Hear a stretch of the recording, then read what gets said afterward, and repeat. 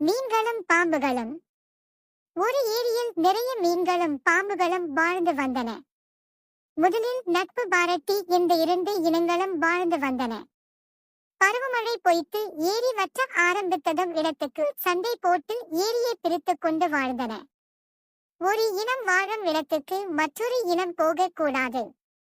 மீறினால் எதிரியின் கையில் சரியான உதை கிடைக்கும். இதில் ஒரு விலாங்கு ஈல் மட்டும் தந்திரமாக வேஷம் போட்டு ஏரி முழுவதும் சுற்றி வந்து கொண்டிருந்தது.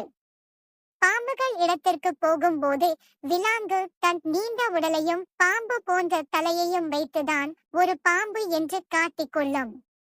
மீன்களின் இடத்திற்கு போகும்போது உடலை சுருட்டி மீன் போன்ற துடுப்புகளையும் வாலையும் காட்டிதான் ஒரு மீன் என்று காட்டிக்கொள்ளும். இப்படி ஏமாற்றியே பொழுதை ஓட்டிக்கொண்டு இரண்டு இனங்களிலும் உணவு பெற்று ஏரி முழுவதும் சுற்றித் திரிந்து வந்தது விலாங்கு.